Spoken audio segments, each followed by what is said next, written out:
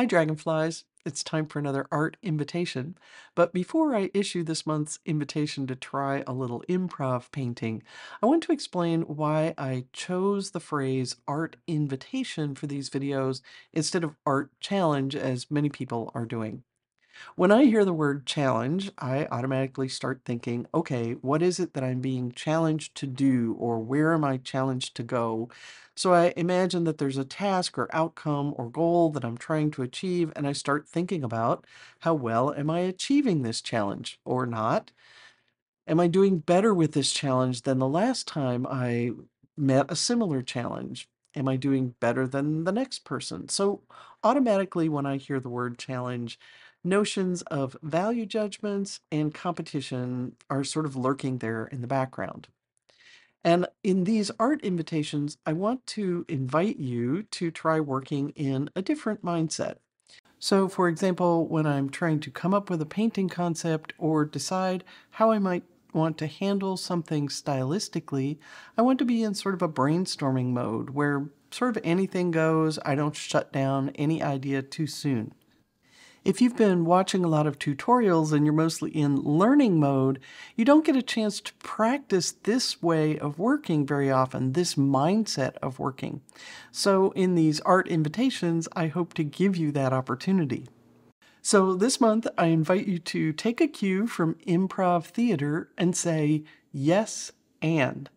Now, I'm no theater expert, but my understanding of this principle is that whatever's going on in the scene, whatever line you're responding to or action you're responding to, you're going to agree with it. You're going to go with it. You're going to say yes to it. And then you're going to add something to it. You're going to extend it in some way that keeps the scene moving along.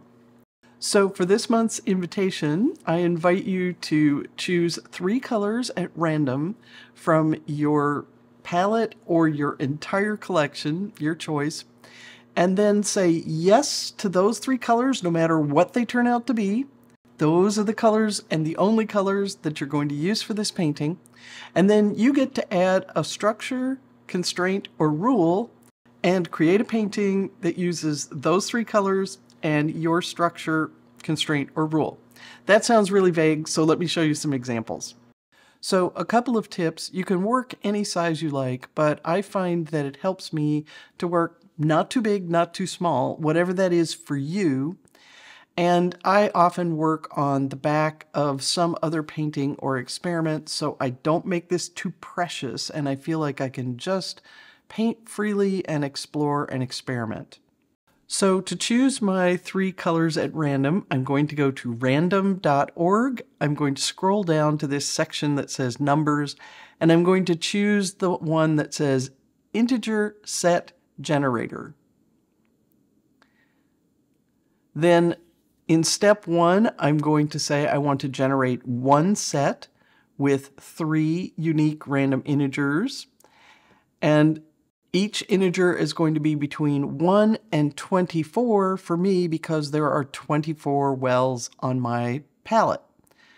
I say get set down here under step 3, get sets, and it gives me one set of 3 numbers, 3 random integers, 15, 16, and 19. So those wells on my palette are what I'm going to use. So I start counting 6, 12, 13, 14, 15, this purple, 16, this black, 17, 18, 19 is magenta. So those are the 3 colors that I'm going to say yes to. And for this one, I decided my structure, rule, or constraint was going to be, this is going to be an abstract painting with a cruciform design. So I marked off kind of a cross shape with a little bit wonky edges. I don't want it to be too directly a cross shape. And I'm going to leave that part white on the first pass and fill in all the other parts sort of with just various textures and colors. And then I'm going to develop it from that into an abstract design that I find pleasing. That's my structure. So I've actually dropped in some water and sprayed a little bit in this upper corner. And now I'm just putting down some color, and I'm not really worrying too much about what happens at this stage. I'm just trying to give myself a little bit of variation. Now, as I move to the next corner of this design, I'm going to sort of use that yes and principle on my own first corner. So I'm sort of playing the part of a new player, a new character in the scene here. And I'm going to try to do something that takes what was in the previous phase of this painting, say yes and to it. So relate to it in some way and extend it in some way. How exactly that happens will depend on what structure you've created for yourself. So I've done it by still having some of that spray, but I changed the way the marks were made, and I kind of echoed the two colors that I was using. Now you can see me doing this again. I'm sort of picking up with what happened in the previous corner and extending it and changing it. So if you don't have a structure or constraint or rule that comes to mind that you want to use with your three colors, you can use this one, and this will give you an idea of how that yes and principle could play out. And of course, you might take it in a completely different direction, because the and part is entirely up to you and your creativity and how you want to interpret it. Now I've taken the tape off so you can really see my cruciform design, and I'm going to start working in the white areas. And how should I interpret yes and here? Well, that's up to your creativity. For me, I'm using these little brush marks that of course have the same colors, so they're related. And I'm actually letting the tip of the brush touch that wet area and run into it. So that was my interpretation of taking what had already happened and extending it in some way. It can be anything you want, but whenever you're stuck, try to just say yes to something that's there and extend it. And here's where I wound up. How do I know when I'm done, especially with an abstract? Well, I don't. I just try to stop in some place that looks interesting to me, or when I'm not sure what I want to do next. As far as this exercise goes, when I'm evaluating it, I'm not going to ask about this as a painting. Yes, I sort of had that goal of make an abstract painting, but the main point here was to explore and experiment. So the main questions that I'm asking myself are, is there anything here that I really like, that's useful, that I want to carry into another painting? Did I discover anything interesting or useful about how these paints combine with each other? And then I usually make some notes in my studio journal about what I learned that I might want to use in another painting. Okay, another example. Back over to random.org, down to integer set generator. I want one set with 3 colors between 1 and 24, because that's how many colors I have on my palette. And this time I have to use 2, 6, and 19. All right, let's go see what those are. 2, 6, and 19. Oh, that looks disgusting. Sort of a turquoise, a olive green, and magenta. Okay, I've got to say yes and to that collection. While I put these out on my palette, let me tell you what constraint I chose this time, or structure.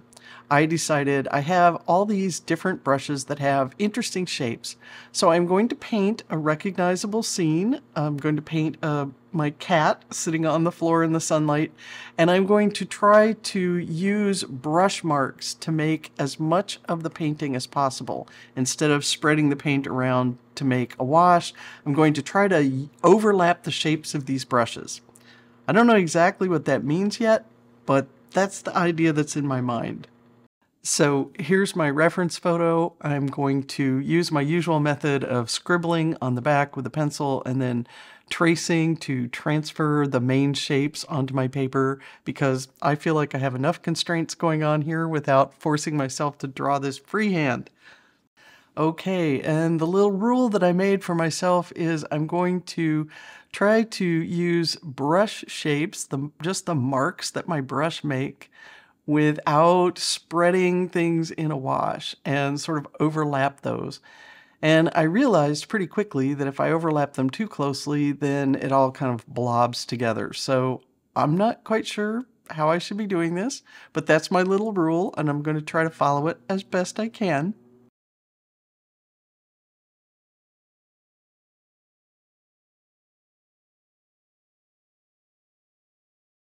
Okay, so this brush seems to carry quite a lot of water and it's kind of blurring everything together, but I am discovering an interesting mark that it makes with that raggedy edge that's toward the ferrule, not the end of the brush.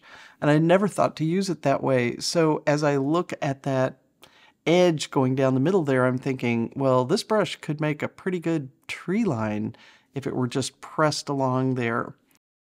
Or that kind of looks like the raggedy edge of some weeds or grasses on a bank.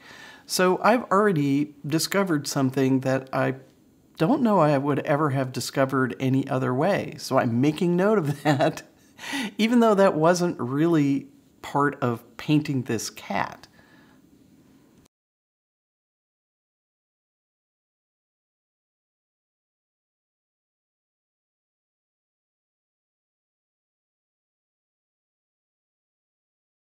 So I'm kind of struggling here to find a brush mark that is working for the shadow shapes on the cat.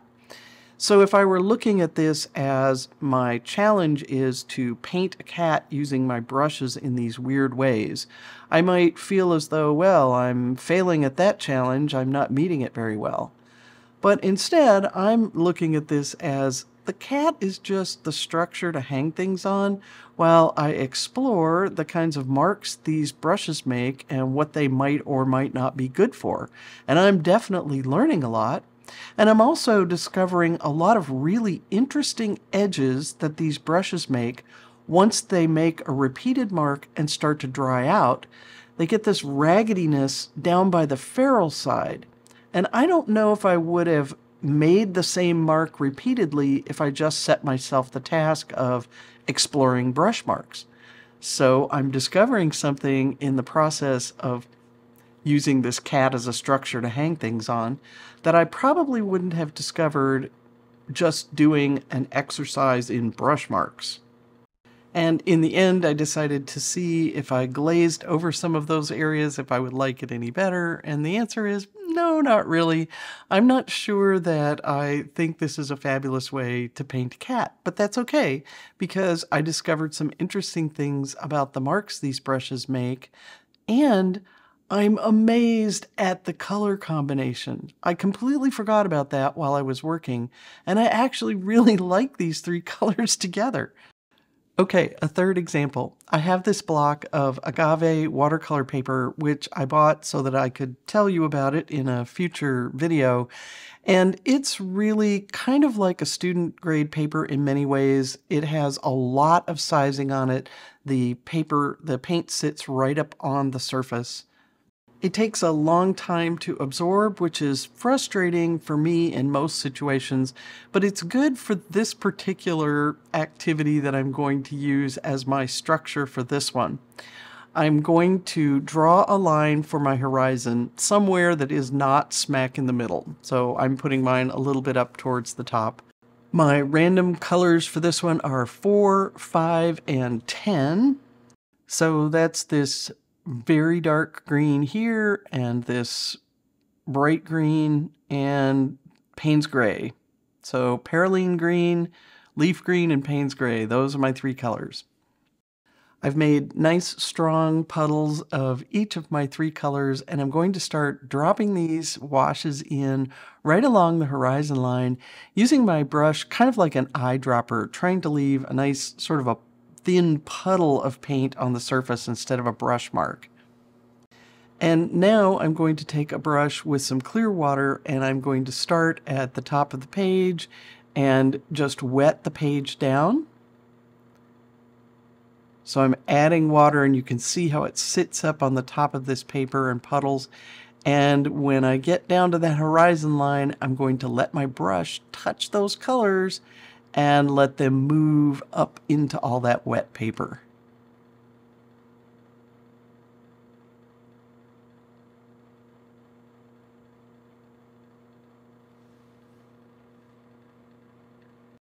And now I'm going to rinse my brush and start at the other edge of the paper and work back up towards that horizon line again.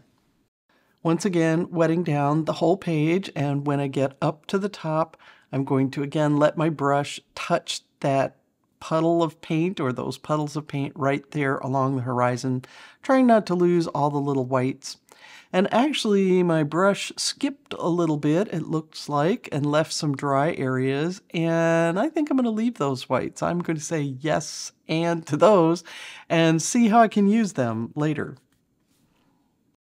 This took forever to dry, but when it did, I wound up with something like this, and usually this produces something that kind of looks like a landscape of some sort, so I'm going to try to turn it into one. And this is where I wound up. I'm not satisfied with this as a painting. I struggled because the paint just sat on the surface forever.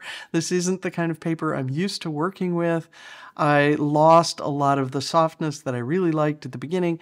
All of that is okay because the point of this was not to make a painting, and I don't want to judge it that way.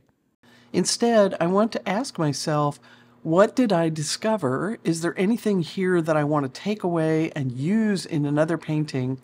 Especially if I'm pretty sure the main takeaway is I'm not real fond of this paper. Well, one of the things that surprised me here is that the colors that ran up into the sky, the softest colors that moved the farthest, actually work as the sky. I don't need a sky. I can just let that haze of color up there be maybe some clouds. If I were planning a landscape painting, I would be thinking to myself, okay, the first thing I need to do is start with painting the sky, and I would have painted the sky and then painted my tree line and then painted my foreground. But oh, look at this. Another way that actually produced an interesting effect was to put those colors down by the horizon line and let them bleed upward and fade away. I just added something to my sky repertoire. Given how many skies I have painted in my life, that is really valuable to me to discover a different approach to skies than I had been taking before. And again, I probably wouldn't have discovered it if I set out to paint skies. In part because I think I already have techniques for painting skies, so I might not have looked for a new one. I would have just tried to figure out which of my existing ones I wanted to use.